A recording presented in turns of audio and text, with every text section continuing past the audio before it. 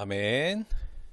자, 오늘 우리 함께 나눌 하나님의 말씀은 신약성경 사도행전 4장 36절과 37절 두 절의 말씀입니다. 신약성경 193페이지 사도행전 4장 36절과 37절 두 절의 말씀입니다.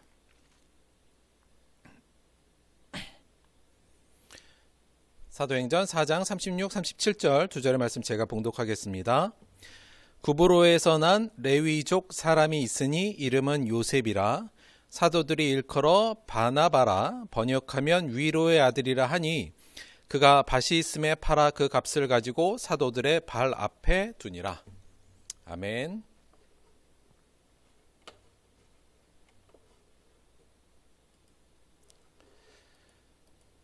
자, 오늘은 이 본문을 중심으로 해서 선구자라는 제목으로 하나님의 말씀 함께 나누도록 하겠습니다. 오늘은 먼저 기독교 역사에서 또 굉장히 중요한 인물인 한 사람을 좀 먼저 소개해 드리려고 하는데요. 이름은 존 위클리프라는 사람입니다. 이 사람이 1320년에서 1384년까지 살았던 사람이니까 중세 사람이라는 걸 좀 알 수 있죠. 이 중세 시기에는 그러니까 근본적으로 어떤 시기였냐면 우리가 기독교적으로 볼 때 중세 이제 카톨릭이 그러니까 돈과 권력의 탐욕에 빠져 있었던 시기다. 우리가 보통 이제 이렇게 평가하고 있습니다. 그 시대에 한 가운데 이 존 위클리프라는 사람이 이제 생을 살았는데 일단 이 사람에 대해서 이러한 배경 속에서 조금 알아볼 게 뭐냐면 이 사람은 일단 영국 사람이에요. 그래서 영국 지주 가문 출신이고 귀족 출신이죠. 그리고 옥스퍼드에서 교육을 받고 그 대학에서 교수를 지냈던 사람입니다. 한마디로 말하면 당시에 있어서의 어떻게 볼까요? 그냥 상류 사회의 사람이었고 어찌 보면 모든 기득권을 다 갖고 편안한 삶을 살 수 있었던 그런 사람이죠. 근데 이 존 위클리프가 기독교 역사에서 주목을 받는 것은 그가 한 행동 때문에 그렇습니다. 그는 어떤 행동을 많이 했냐면 당시에 이 교황이 워낙 돈과 권력, 세속적인 권력뿐만 아니라 교회적 권력과 세속적인 권력 둘 다를 가지고 굉장히 좀 탐욕에 물들어 있었던 당시의 교황과 전체적으로 카톨릭 교회에 대해서 이 사람이 신학 교수임에도 불구하고 교황을 비판하며 신앙은 교회와 교황 전통도 중요하지만 무엇보다도 성경이 가장 중요한 시금석이 되어야 된다. 이 부분을 굉장히 강조했던 사람이에요. 지금 보면 너무나도 당연한 이야기처럼 들리지만 당시에 중세 사회에서는 교황의 권력, 그다음에 교회 전통이 매우 중시된 시대에서 굉장히 하기 어려운 이야기입니다. 특히나 이 사람이 교황에 관해서는 세상의 권력을 거머쥐고 부의 혈안이 된 교황은 아마도 선택된 자가 아니라 적그리스도다. 이 정도까지 강하게 얘기했거든요. 아마 이제 이 정도의 얘기를 하려면 근본적으로 자신의 어떤 신학 교수의 타이틀도 다 내놔야 했고 아울러서 당시에 많은 사람들에게 비판을 받을 수 있는 상황이었음에도 불구하고 용감하게 이런 얘기를 했습니다. 이뿐만 아니라 당시에 이제 화채설이라고, 그러니까 이거 잘 모르신 분들도 좀 있으실 텐데 우리가 이제 미사 때 성찬하잖아요. 카톨릭에서 성찬할 때 예수님의 그 포도주와 우리가 빵 조각, 떡 조각을 먹는데 화채설이라는 게 뭐냐면 그러니까 그거에 대해서 축사할 때 실제로 떡이 예수님의 살로 변하고 그 포도주가 예수님의 피로 변한다는 어떤 그 이론이 신학적 이론이 화채설이에요. 그러니까 실제 변한다고 생각했던 거예요. 근데 존 위클리프 같은 사람은 성경을 통해서 그거에 대한 예수님의 피와 살에 대한 상징이지 실제로 변하는 건 아니다. 이런 화채설도 비판했어요. 근데 성찬에 대한 이러한 그 신학적 이론은 당시에도 굉장히 좀 큰 주제였는지라 이렇게 비판하기 쉽지 않았는데 그는 당당하게 성경을 통해서 그렇게 비판을 했고 아울러서 당시에 이제 성경이 라틴어로만 되어 있어서 일반 사람들은 거의 못 읽었거든요. 그러니까 그러면 안 된다. 그래서 이 중요한 성경을 영어로 번역해서 많은 사람들이 읽을 수 있도록 노력했던 사람 중에 하나입니다. 결국 이러한 삶을 살았으면 이 사람의 삶이 편했을까요? 그렇지는 않겠죠. 그래서 실제로 많은 교황에게 공격도 많이 받았고 사실 주변의 친구들도 다 많이 존 위클리프를 떠났습니다. 아울러서 굉장히 힘든 삶을 살다가 그래도 끝까지 이 개혁의 목소리를 높이다가 결국 죽었는데 그 이후에 사실 부관 참시까지 당했어요. 그러니까 이제 종교 재판을 통해서 이거 완전 이단이다, 존 위클리프는. 그래서 무덤에서 파헤쳐져서 화형당해서 강해버려지는 그런 부관 참시까지 당했던 사람입니다. 근데 이 사람이 주장했던 것, 다시 말하면 성경으로 돌아가고 교회의 세속적 권력이 있으면 안 된다, 교회가 세속화되면 안 된다라고 이 외친 건 사실 우리가 가장 많이 아는 건 종교개혁 때 사실 캐치프레이즈잖아요. 종교개혁이 1517년에 그 마틴 루터에 의해서 이제 시작된 걸로 저희가 대부분 알고 있습니다. 그래서 종교개혁하면 마틴 루터 혹은 칼빈 이 정도로 저희들이 기억하는데, 사실은 그 이전에 이미 좀 한 세기 좀 전전에 이미 이 존 위클리프라는 사람이 그러한 종교개혁에 이미 기틀을 만들어 놨고, 그의 삶을 통해서 이미 이런 종교개혁을 위한 기초가 다져져 있었다. 그 바탕 위에 우리 루터나 칼빈 같은 분들이 종교개혁에 소위 말하는 횃불을 들 수 있었던 것은 바로 이런 존 위클리프 같은 종교개혁을 하고자 하는, 그리고 진리에 대해서 순수한 마음으로 자기의 지위 또 자기의 편안한 삶을 다 내려놓고 진리를 외칠 수 있었던 이런 사람들이 있었기 때문에 가능하다고 볼 수 있습니다. 그래서 우리가 종교개혁하면 마틴 루터만 대부분 기억하지만 사실 존 위클리프 같은 사람이 더 중요하지 않았는가, 그런 의미에서 존 위클리프는 저는 종교개혁의 선구자, 종교개혁을 위해서 먼저 길을 열었던 선구자라고 우리가 보통 평가하고 기억합니다. 이런 인물들도 저희가 좀 기억해야 된다, 이런 말씀을 좀 드립니다. 요거 지중해 지역 지도예요. 우리 앞으로도 좀 자주 보긴 할 텐데, 우리가 신약, 뭐 구약도 마찬가지지만 신약을 공부할 때는 요 지도에 좀 저희가 좀 익숙해져야 되는데요. 여기가 예루살렘 있는 데고, 대충 아시겠죠? 여기 지중해, 저 위쪽은 터키, 요 밑에는 아프리카 대륙, 요 카이로 보이시는 데가 이제 이집트고요. 이제 이렇게 구성되어 있습니다. 근데 여기서 중간에 우리 키프로스라는 섬이 하나 보이시죠? 이게 이제 영어로는 사이프러스, 성경에서는 이 섬을 구브로라고 번역해 놨습니다. 이 섬에 지금 가면 유명한 인물을 기념하는 기념교회가 하나 있어요. 이때요. 저도 온라인으로만 가봤어요. 직접 못 가보고. 유명한 이제 기독교 초대 기독교의 인물을 기념하는 교회인데, 그 인물이 누구냐? 바나바라는 사람입니다. 자, 바나바. 여러분, 바나바 하면 뭐 딱 기억나시는 거 있으세요? 그 예수님 대신에 그 살아난 그 사람 아닙니까? 예, 그 사람은 바나바고요. 그렇죠?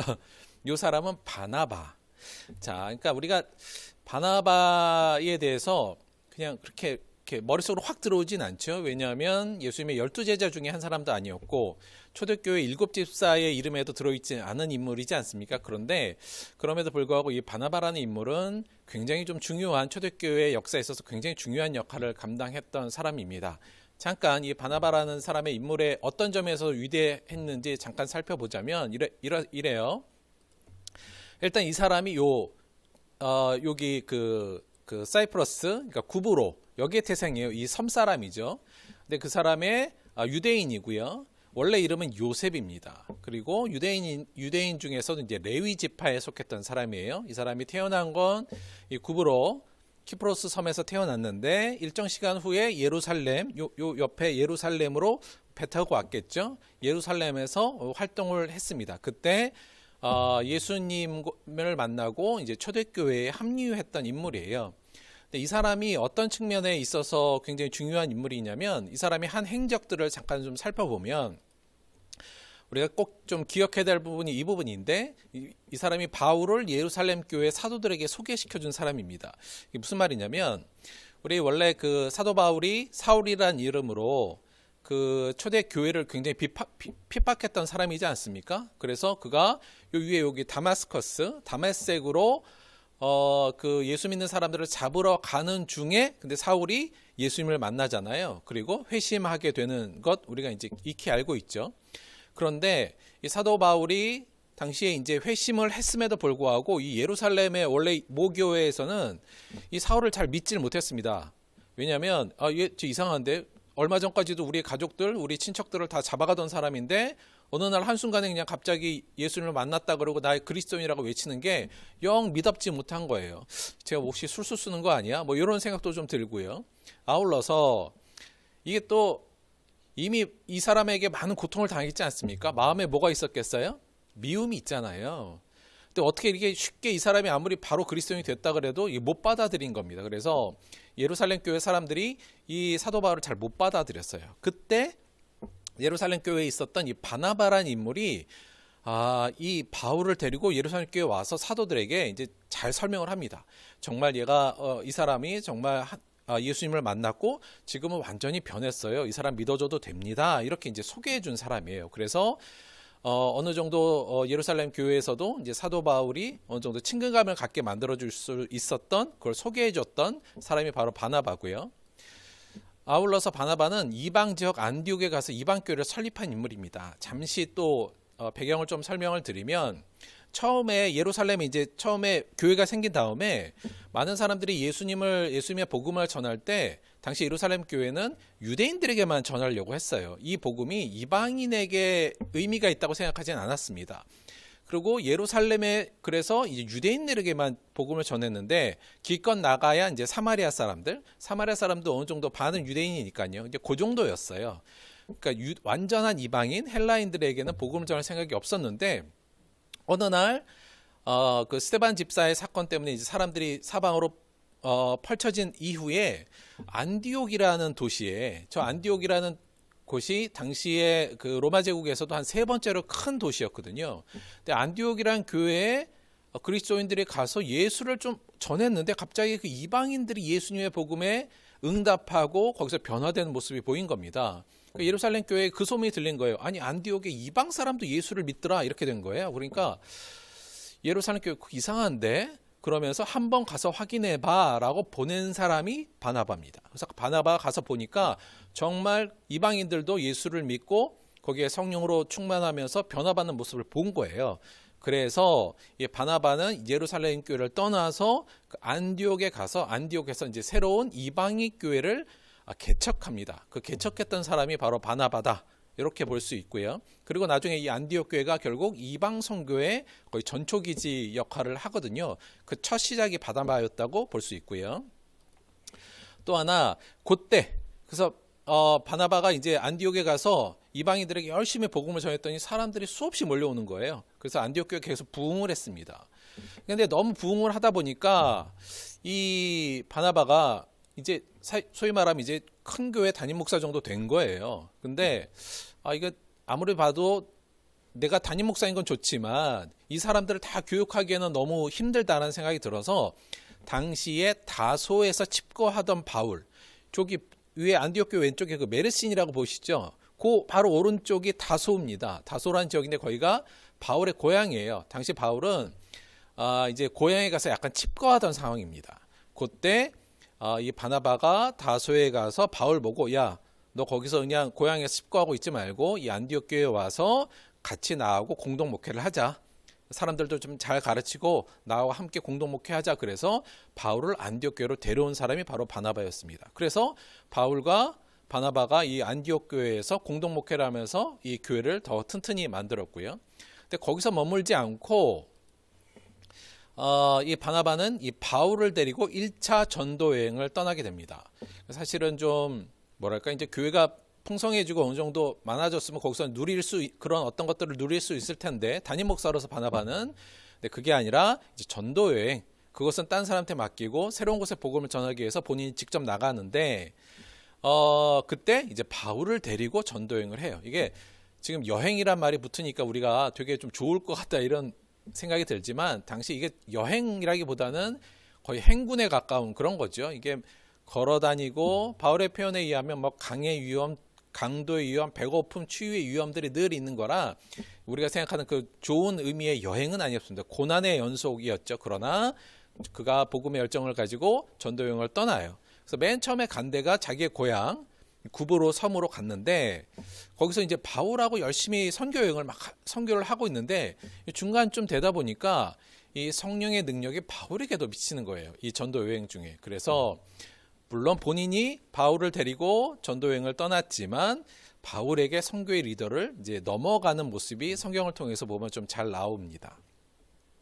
그리고 사실 이렇게 이제 이방 선교가 확 발전하면서부터 어떤 일이 벌어졌냐면 큰 문제가 하나 발생했어요. 뭐냐면 예루살렘 교회에서 야, 이방인들도 예수를 믿는다 할지라도 모세의 율법을 지켜야 된다. 할례도 받고 모세의 율법도 지켜야 된다. 이렇게 강조하던 사람들이 많았습니다. 어떤 사람들이요? 대부분 유대인들이 야, 유대인들이 어찌 보면 신앙적 기득권이 있는 사람들이잖아요. 그러니까 이 헬라인들도 이방인들도 예수를 믿으려면 모세의 율법을 지켜야 돼. 이제 이것 때문에 이방 교회에서 굉장히 어려움이 많았습니다. 그러니까 이방인들이 그런 걸 지키기가 굉장히 어려웠거든요.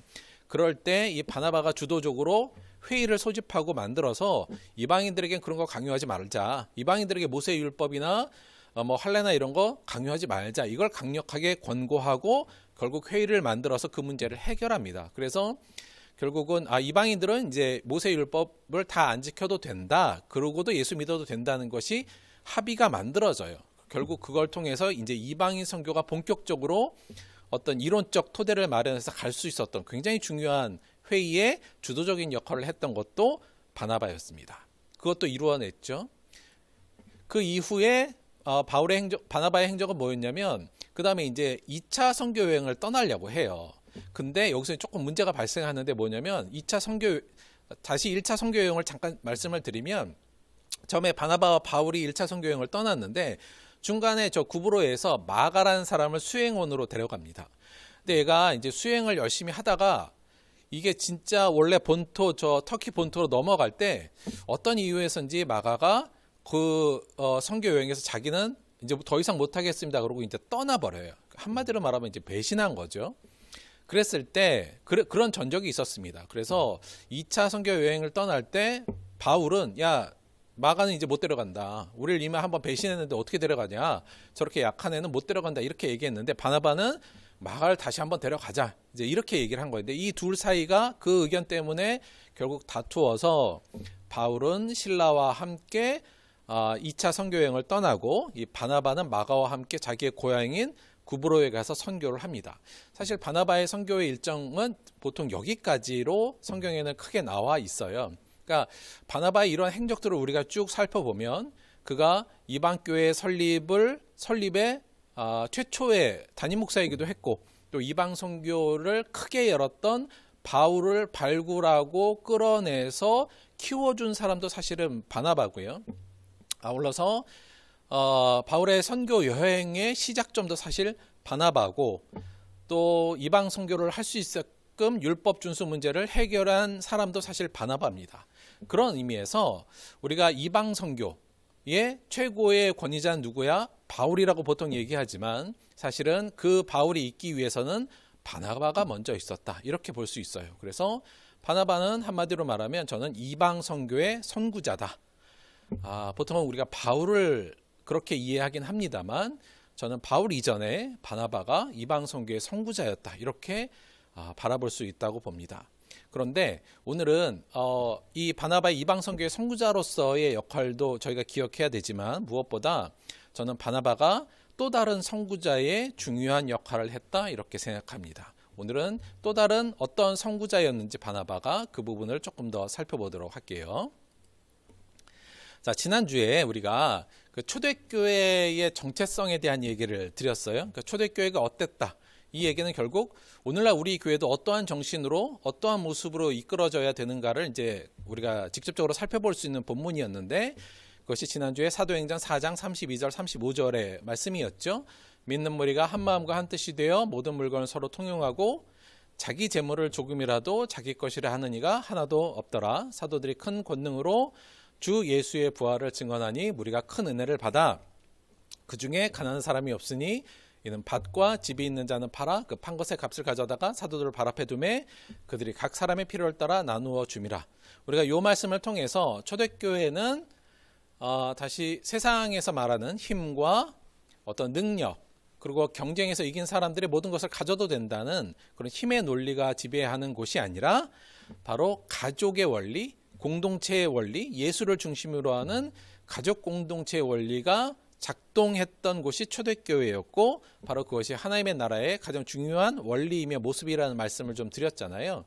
근데 저희가 이제 이런 얘기를 듣고 나면 옛날에 초대교회는 정말 예수 가족 공동체였네. 많은 사람들이 서로 혈연은 아니지만 서로를 진짜 가족으로 생각하고 가족 대하듯 그 원리로 서로 함께 공동으로 생활했던 사람들이네. 이제 이렇게 아는 게 중요한 게 아니라, 아는 것도 물론 중요하지만, 그러면 어떻게 오늘날 우리의 교회를 이러한 모습과 이러한 원리가 작동하는 교회로 만들 것인가, 이게 저희가 이제 더 고민해야 될 문제 아니겠습니까?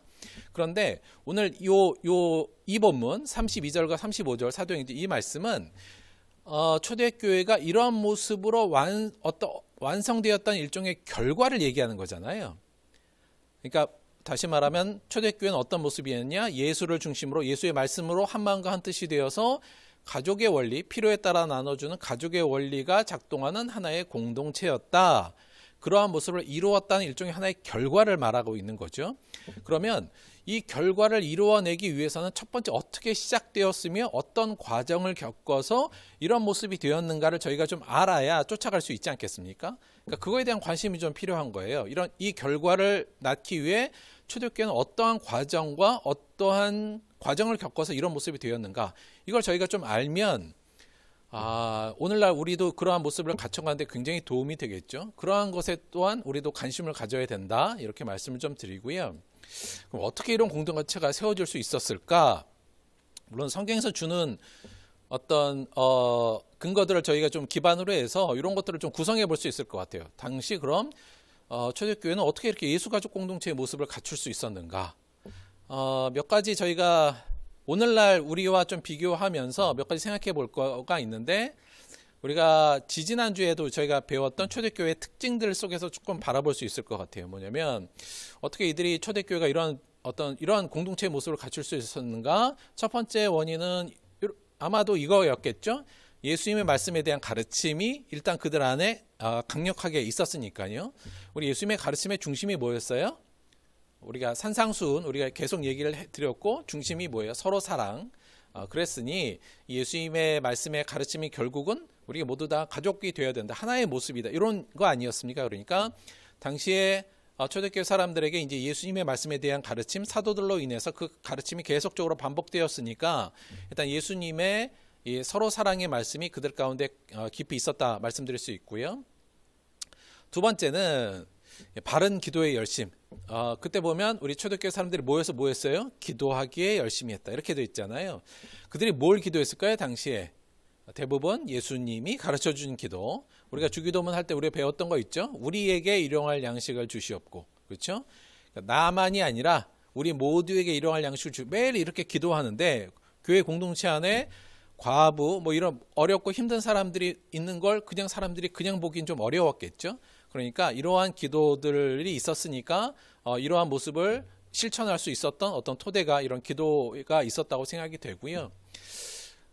아마도 오늘날과는 조금 다릅니다만 당시에는 예수님을 직접 경험해봤던 많은 수의 사람들이 당시에 있었잖아요. 그러니까 오늘날 우리보다는 훨씬 더 이 말씀을 느끼는 게 훨씬 더 좀 강력하지 않았을까, 이런 생각도 좀 들고요. 아울러서 당시에는 예수님이 곧 다시 올 거고 곧 부활할 거라는 어떤 그거에 대한 믿음, 아울러서 소망이 굉장히 강력했던 시절이라 사람들이 이런 자신의 것을 내어놓고 이러할 마음의 준비도 어느 정도 잘 되어 있지 않았을까, 이런 생각도 좀 가질 수 있습니다. 그런데 사실 생각해보면 오늘날도 이건 우리에게도 다 있는 거 아닌가요? 오늘 우리도 예수님의 말씀, 산상수훈의 말씀을 여전히 배우고 있고, 여전히 우리에게 일용할 양식을 주시옵소서 열심히 기도하고 있고요. 비록 우리가 예수님을 직접 경험하지 못했지만 역사적으로 또는 현실적으로 그래도 우리가 예수님의 이 말씀을 의심하지 않고 다 믿고 있지 않습니까? 아울러서 우리도 부활에 대한 믿음과 소망이 있고요. 그런데 그때는 이렇게 잘 됐는데 왜 오늘날 우리는 이게 잘 안 될까? 여전히 왜 교회는 세속화에 좀 많이 빠져 있고, 이렇게 아름다운 평화로운 공동체의 모습, 능력에 따라 능력이 존중받는 것이 아니라 필요에 따라 나눠줄 수 있는 이러한 공동체를 우리가 왜 못 만들어가고 있을까? 이게 이제 고민인 거죠. 그런데 예수 가족 공동체를 이루었던 초대교회가 또 이러한 모습들, 이러한 어떤 배경들은 있었지만 실제로 이것이 하루아침에 이루어지진 좀 않았을 거란 생각이 듭니다. 아무리 우리가 하나님 예수님의 말씀도 받고 기도도 열심히 하고 또 부활에 대한 믿음과 소망도 있고 그렇다 할지라도 자기의 전 재산을 다 내어놓고 많은 사람들에게 필요에 따라 나누어주는 그 결단을 한다는 게 굉장히 어려운 일이지 않습니까? 그건 지금도 어려운 일이고 당시에도 분명히 어려웠은 일인데 어떻게 초대교회 사람들은 그렇게 했을까? 어느 날 갑자기 사도들이 야, 갖고 있는 사람들은 모두 다 재산 있는 사람 다 팔아서 갖고 와. 이렇게 명령한 것도 아니었고요. 어느 날 갑자기 막 성령이 동시에 떨어져서 사람들이 갑자기 거꾸러지거나 그래서 재산을 다 내놓고 이런 것도 아니었을 겁니다. 추정해 보건대 그리고 성경에서 설명해 주는 것을 보건대 아마 그 최초의 시작 공동체 사람들이 이렇게 이런 공동체를 만들 수 있었던 또 다른 이유가 하나 있는데 그것이 바로 선구자의 출현이었다 이렇게 보입니다. 선구자요? 무슨 말이냐면 이게 말 자체가 선구자잖아요. 요 한자로는 이제 말을 타고 맨 앞에 뛰어가는 사람, 패스파인더 그러니까 길을 만들어내는 사람이 출현했다는 거예요. 그러니까 많은 사람들이 나도 예수님처럼 살아야지, 예수님 말씀을 실천하면 살아야지. 그래도 현실에서 이런 게 굉장히 어려운 일 아닙니까? 그래서 사실 다 망설이고 있어요. 모든 사람들이 망설이고 있으면 사실 누구도 그걸 실천하기는 어렵거든요. 그때 맨 앞에서 물꼬를 트는 사람, 실제로 실천해서 물꼬를 터서 예수님의 말씀에 따라 정말 자기의 재산을 다 내어놓고 많은 사람들에게 사랑을 베풀면서 앞으로 나아가는 사람이 출현했을 때 뒤에 있는 사람들도 이제 용기를 얻게 됩니다. 저 사람 저렇게 진짜 하네.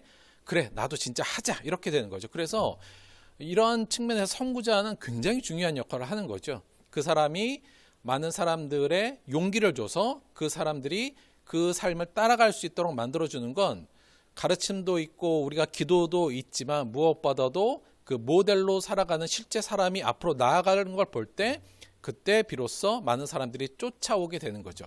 아마도 이 선구자인 한 사람이 그렇게 그것을 실천하고 많은 사람들이 그것에 용기를 받아서 똑같이 실천하는 모습이 따라옴을 통해서 그 과정을 겪어서 초대교회는 이 예수 가족 공동체의 아름다운 모습, 그래서 가난한 자가 없었다는 이런 아름다운 모습이 만들어졌을 거라고 생각할 수 있습니다. 그 선구자, 맨 처음에 자신의 모든 것을 내어놓고 모든 사람들을 위해서 자신의 것을 내어놓았던 그 선구자 최초의 사람이 누구였냐? 바로 바나바였습니다. 4장 32절, 35절까지 봤는데요. 바로 그 다음 말씀이 바로 오늘 본문이잖아요. 다음 말씀 36절, 37절 볼게요. 구브로에서 난 레위족 사람이 있으니 이름은 요셉이라. 사도들이 일컬어 바나바라, 번역하면 위로의 아들이라 하니 그가 밭이 있음에 팔아 그 값을 가지고 사도들의 발 앞에 두니라. 바로 뒤에 이 짧은 두 절이 나오는데 바로 이것이 최초의 이러한 공동체가 될 수 있었던 그 선구자였던 역할을 했던 바나바를 소개한 거라고 볼 수 있습니다. 다시 말하면 이 바나바라는 사람이 최초에 많은 사람들이 그래 다들 불쌍하고 어렵지, 그래도 나도 먹고 살아야 되는데 뭐 어떻게 해, 그냥 그 사람들은 어쩔 수 없이 기도나 좀 해주자, 이런 상황에 있었을 때 이 바나바라는 사람이 자기의 밭을 있는 것을 팔아서 그 값을 사도들의 발 앞에 두고 이걸로 어려운 사람들을 도와주십시오, 이걸 맨 처음에 시작한 거죠. 다른 사람들이 이 바나바의 행동을 보고 용기를 얻고 따라가서 그 모습이 이루어졌다, 이렇게 볼 수 있습니다. 그런 의미에서 바나바는 초대교회의 정체성을 만든 최초의 인물로 우리가 상정해도 별로 이상하지 않다, 저는 좀 이렇게 바라보고 있고요.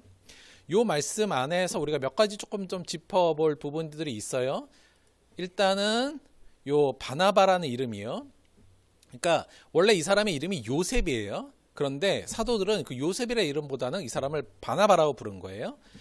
바나바, 요 이름으로만 따지면 바하고 나바스 이렇게 이어진 부분이에요. 요거는 아람어예요. 그러니까 그냥 히브리어라고 생각하시면 돼요. 사촌이에요. 히브리어의 사촌. 당시에 유대인들이 썼던 원래 실제 언어. 그러니까 요 바라는 말은 아들이란 뜻이고요. 나바스, 이건 이제 나비, 히브리어의 나비가 예언자거든요. 그래서 이제 예언자의 아들, 원 뜻은 좀 그런 의미로 쓰였던 것 같아요. 그러니까 바 하면 성경에서는 대부분 아들로 보시면 돼요.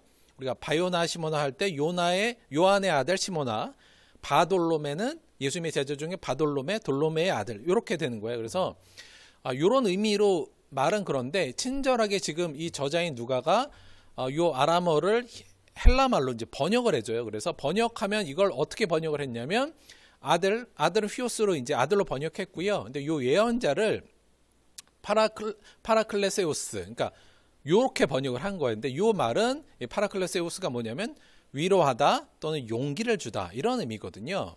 그러니까 이제 용기를 주는 아들, 위로를 주는 아들. 우리 성경에서는 위로의 아들로 번역을 했고요. 또 영어 성경에서는 용기를 주다로 대부분 좀 많이 번역을 한 것 같아요.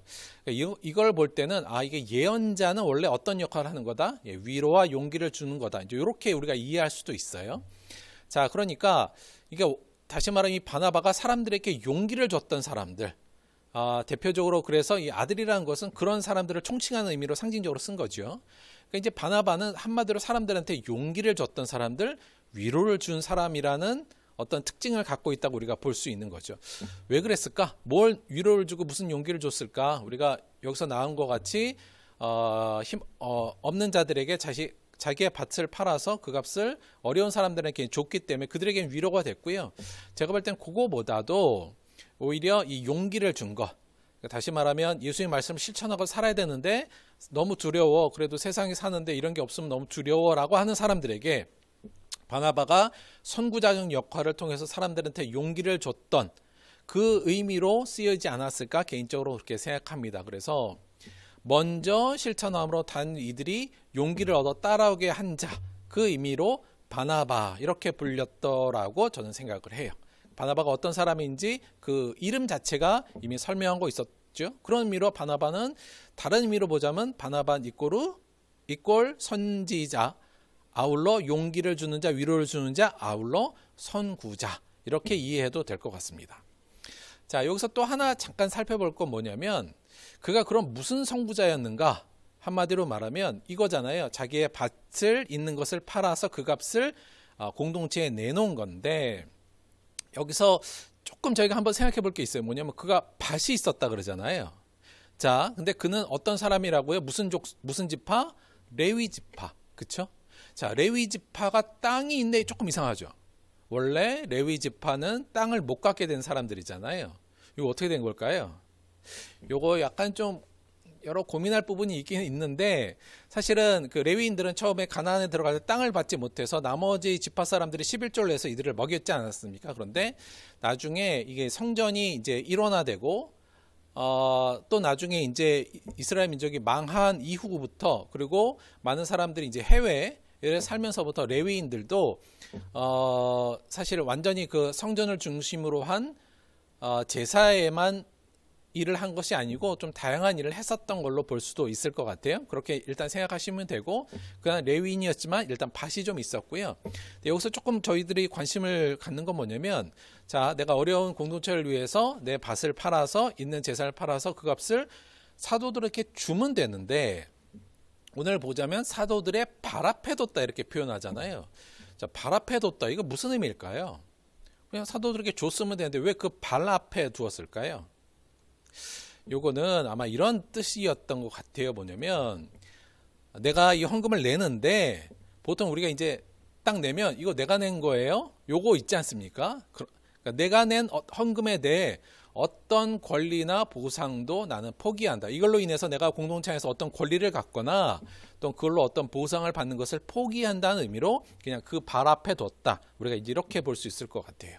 그러니까 이게 어떤 구제하거나 누구를 도와준 데 있어서 굉장히 중요한 포인트인데, 우리가 이 부분에 대해서 우리가 그 산상수훈에서 저희가 열심히 외웠던 부분 기억나시죠? 어떤 거예요? 너는 구제할 때 오른손이 하는 것을 왼손이 모르게 하여 내 구제함을 은밀하게 하라. 은밀한 중에 보시는 너의 하나님께서 갚으시리라. 그러니까 이제 우리가 뭔가를 내놓을 때 그거에 대한 어떠한 권리나 보상도 나는 받지 않겠다. 그걸로 인해서 내가 뭔가를 얻으려고 하는 것이 아니다라는 순수한 마음을 표현한 게 그 발 앞에 둔다는 거죠. 내 재물을 낸 것도 중요한데 그 재물을 낸 거에 대해서 어떠한 보상이나 어떠한 권력도 그걸로 인한 보상도 나는 받지 않겠다라는 순수한 예수님의 가르침을 따른 부분이라고 볼 수 있어요. 그런 의미로 저는 바나바는 당시의 초대교회 사람들한테 선구자였는데 그는 어떤 선구자였느냐? 자기 부인의 선구자였다.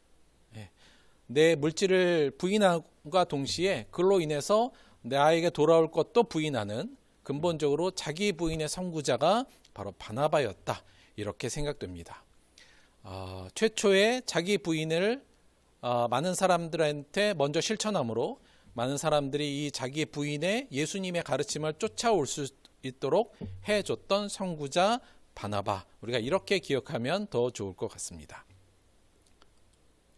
자, 그런데 여러분, 이 바나바의 이 자기 부인, 그러니까 이 나를 부인하는 예수님이 가르침의 핵심 중에 하나, 이 자기 부인이 사실 어떠한 결과를 낳았는가를 조금 살펴보면 굉장히 의미가 있어요. 무슨 얘기냐면, 자, 일단 바나바의 자기 부인이 어떤 결과를 낳았냐면 방금 본 것 같이 초대교회 성도들한테 용기를 줬잖아요. 그리고 그들도 자기 부인을 해서 결국 물질을 다 내게 하고 결국 예수가족 공동체 하나님의 나라를 세우는데 결정적인 역할을 했다는 말씀을 드렸어요. 이때 바나바는 무슨 부인을 한 거냐면 근본적으로는 물질에 대한 자기 부인을 하지 않았습니까?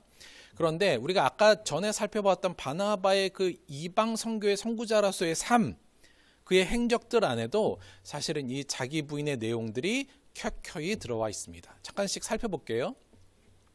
바울이 예루살렘 교회 사도들에게 바울을 바나바는 소개했다고 하지 않았습니까? 이건 무슨 부인이 작용했을까요? 자기 부인이 작용했을까요? 당시에 사울, 바울은 미운 사람이지 않습니까? 정말 밉죠.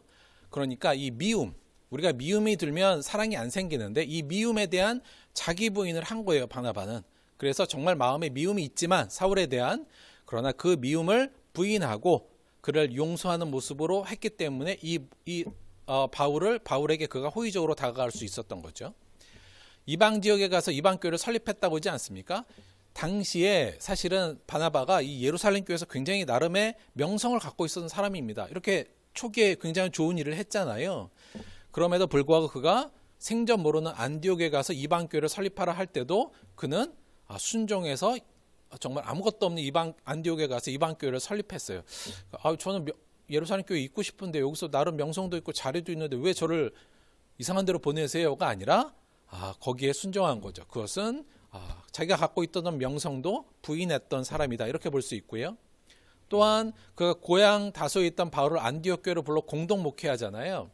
이것도 사실 조금 생각해 보면 사실 내가 목회했는데 교회가 커지고 막 이러잖아요. 그러면 자기가 거기서의 누리는 권력을 혼자 누리려고 하지 누구 같이 안 데려오고 자기보다 잘하는 사람을 데려오려고 생각하지 않습니다. 그러나 그는 성도들을 위해 교육이 더 중요하다. 이렇게 생각해서 과감하게 바울을 와서 우리 같이 하자. 이렇게 얘기하죠. 저는 그 부분에서 그가 자기가 갖고 있었던 어떤 권력이나 이것도 명성이라고 볼 수 있지만 그에 대한 자기 부인의 모습을 보여줬기 때문에 이게 가능했다고 보고요. 아울러서 바울을 데리고 원래 전도 여행하는 중에 바울에게 선교의 리더를 맡겼다고 하잖아요. 이거 굉장히 어려운 일입니다, 여러분. 내가 내 밑에 사람을 데리고 선교 여행을 갔는데 이 사람이 너무 하나님의 능력이 이 사람에게 막 나타나요. 그럼 이제 네가 이걸 주도적으로 해라. 이렇게 하기가 이게 정말 어려운 일이거든요. 요거는 뭐가 있어야 돼요? 교만에 자기 부인이 있어야 됩니다. 이거 내가 너 데려온 건데 이게 내가 더 뛰어난 사람인데 요거에 대한 자기 부인 겸손이 있었기 때문에 이것도 가능했다고 우리가 볼 수 있고요. 아울러서 이방인 율법 준수 문제를 주도적으로 해결했다고 그랬잖아요. 근데 사실 유대인, 특히나 이 사람이 레위인이 아닙니까? 레위인은 특히나 율법에 민감한 사람인데 자신의 어찌 보면 유대인으로서의 기득권이고 레위인으로서의 기득권이에요. 근데 이방인들을 위해서 이방인들 율법 안 지키게 우리 노력하자. 그는 안 지켜도 된다는 이것을 관철시키기 위해서 굉장히 노력한 사람이지 않습니까? 그런 측면에서 보면 그는 자기의 기득권, 유대인으로서 또 레위인으로서의 기득권에 대한 자기 부인이 있었기 때문에 이 부분도 가능한 거였고요. 또 하나 우리가 마가를 사실은 다시 데려가자 그랬잖아요. 바울은 마가 이제 2차 여행 때는 마가는 못 데려가. 걔는 이미 한번 실패했잖아. 그는 배신했잖아. 이랬는데 이 바나바는 이 마가를 좀 다시, 야, 얘가 한번 그렇게 실수했지만, 그리고 우리를 배신하고 우리를 무시했지만, 그래도 마가를 다시 한번 기회를 주자, 이랬던 사람이지 않습니까? 결국은 그는 이 자존심에 대한 자기 부인이 있었기 때문에 이것도 가능했다. 사실 여러분, 그 이후에 마가는 우리가 잘 아는 마가복음의 저자입니다. 마가복음은 특히나 마태나 누가복음의 사실은 어떤 기초석이에요. 그러니까 맨 처음에 만들어진 복음서인과 동시에 그 마태복음과 마가복음의 어떤 기초를 놓은 복음서거든요. 그래서 마가복음은 그 이후에 아마 그 어떤 복음을 전하는 데 있어서 가장 핵심적인 복음서였는데, 그 저자가 누구였냐? 마가였다. 바나바가 마가를 다시 용서하고 그를 다시 품어 안아줬기 때문에 가능했다. 그것은 그의 자존심에 대한 자기 부인에서부터도 시작됐다. 우리가 이렇게 볼 수 있죠. 그런 측면에서 바나바의 이방 선교의 초석의 중심에는 자기 부인이 있었다. 이렇게 우리가 이야기할 수 있을 것 같습니다. 한마디로 바나바의 자기 부인은 초대교회의 정체성의 형성과 하나님 나라가 전파되는 데 있어서 초석의 역할을 감당했다. 이렇게 볼 수 있는 거죠. 사도행전 11장 24절에 한마디로 이렇게 바나바에 대한 이야기가 나옵니다. 바나바는 착한 사람이요 성령과 믿음이 충만한 사람이라. 여기서 착한 사람이라는 거, 아가소스라는 말은 우리 그거에 선하다. 우리 예수님께서 하신 말씀 중에 왜 그거 있어요? 나를 선하다 하지 말아라. 선하신 분은 오직 하나님밖에 없다. 이 말씀할 때 선하다가 아가소스예요. 다시 말하면 바나바는 착한 사람이요 선한 사람이요 하나님을 닮은 사람이요 성령과 믿음이 충만한 사람이라, 이 얘기인데요. 결국 이 말은 우리가 한마디로 정의하면 바나바의 삶을 보면 뭐라고 할 수 있을까요? 예, 자기 부인의 사람이었다. 바나바는 자기 부인의 사람이었다. 오늘날 우리가 정말 하나님을 닮은 사람이요 성령과 믿음이 충만한 사람이 되는 가장 어떤 지표가 있다면 그건 뭐냐? 예, 자기 부인의 사람이 되는 거다. 이렇게 바라볼 수 있을 것 같습니다. 우리의 복음의 시작, 구원의 시작은 예수님의 자기 부인으로부터 시작됐습니다. 다 아시는 거죠. 예수님께서 자신의 모든 걸 다 버리시고 이 땅에 우리를 위해서 십자가의 지심으로 복음이 시작됐어요. 예수님의 자기 부인이 복음을 만들어냈다, 이렇게 볼 수 있죠. 그 예수님의 복음의 시작은 바나바와 같은 자기 부인의 사람을 통해서 복음은 세상 속으로 확장되기 시작했습니다. 그리고 그 확장된 복음이 나중에 변개되었을 때 존 위클피프 같은 사람의 자기 부인, 자신의 지위, 자신의 명성 이런 걸 다 내려놓고 진리를 외쳤던 자기 부인의 사람 또한 존 위클피프 같은 사람이 복음을 회복시켰고요. 그러한 과정을 겪어서 오늘날까지 기독교의 역사는 흘러왔죠. 한마디로 말하면 기독교의 역사는 자기 부인을 했던 사람들의 역사였다. 이렇게 이야기할 수 있을 겁니다. 그러면 오늘날은요? 마지막으로 이 질문 던지면서 마치려고 해요. 하나님은 오늘날 어떤 그리스도인을 찾으실까? 하나님은 오늘날 어떤 교회를 찾으실까?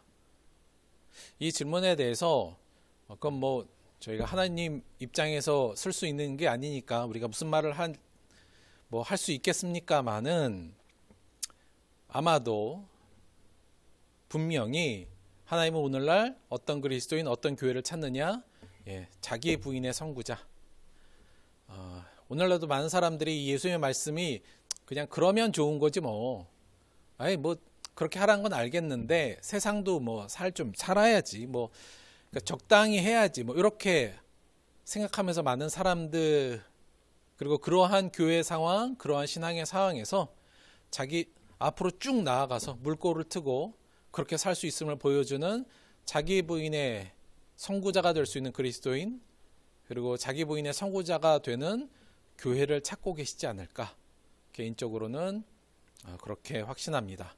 아울러 원하기는 우리 들벅교회가, 그리고 우리 들벅교회 성도님들이 이 기독교 역사를 만들었던 이 자기 부인의 선구자로서 각자의 삶에서 또 교회 안에서 선구자의 역할을 감당하게 되는 큰 꿈을 꾸게 되기를 예수 그리스도의 이름으로 축원드립니다. 기도할게요.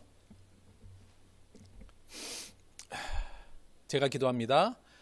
하나님 고맙고 감사합니다.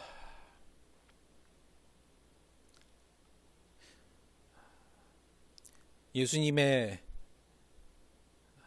자기 부인이 자신의 지위, 자신의 물질, 자신의 명성, 자신의 자존심, 자신의 안정, 모든 것을 부인한 예수님을 통해 우리의 구원이 시작되었고,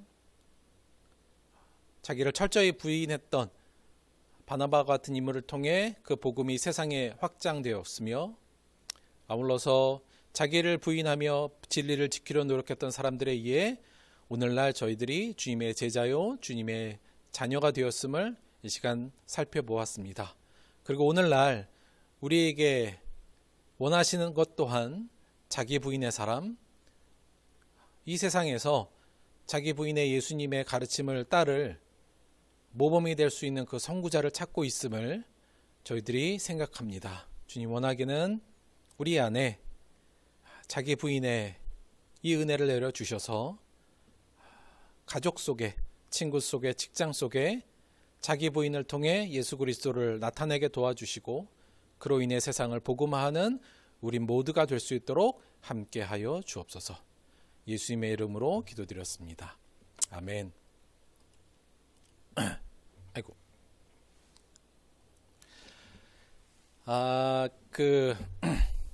아시겠습니다만 지금 저희가 코로나가 이 오미크론의 대확장기에 지금 초반에 있는 것 같습니다.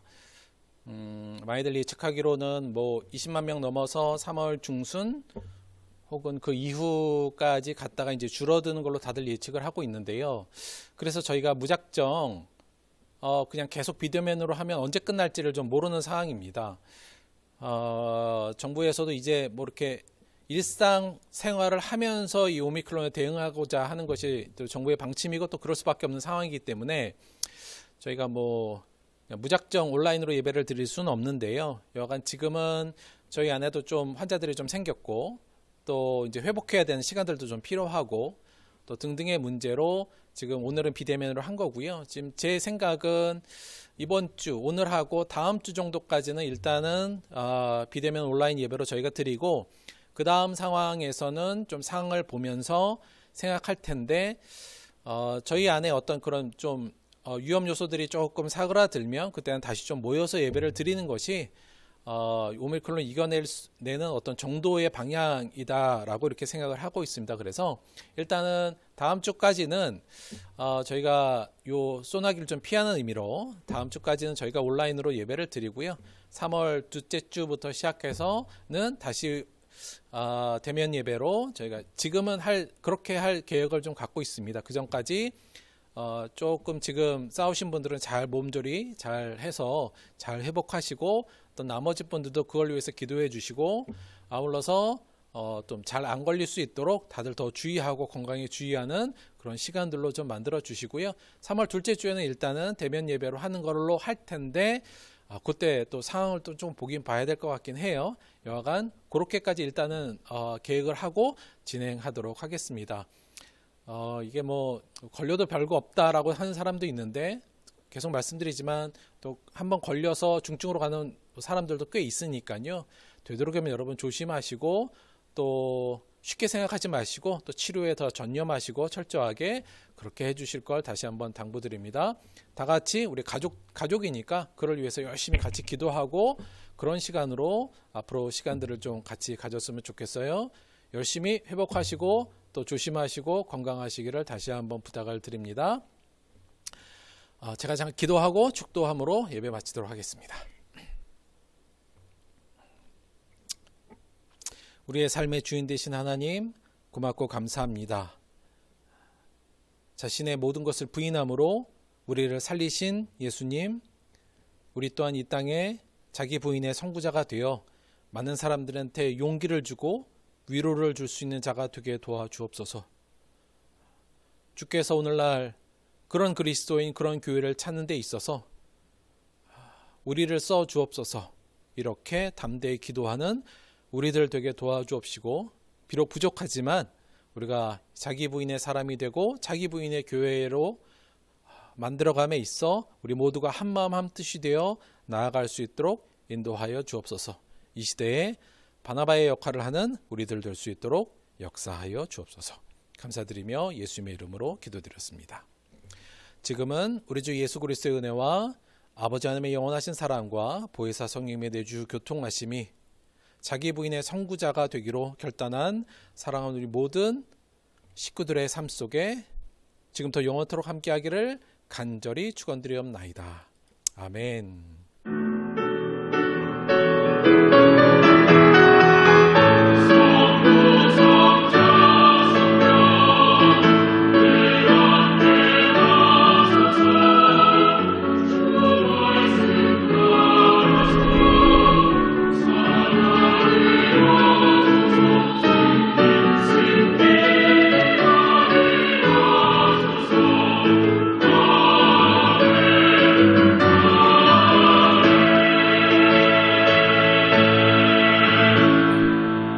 수고하셨습니다. 하나님께 영광 박수 올릴게요. 자, 오늘 좀 날씨가 풀린 것 같아요. 점심 맛있게 드시고 즐거운 시간, 또 복된 시간, 행복한 시간 보내시기를 바랍니다. 여러분 반가웠습니다. 다음 주에 일단 온라인으로 봬요.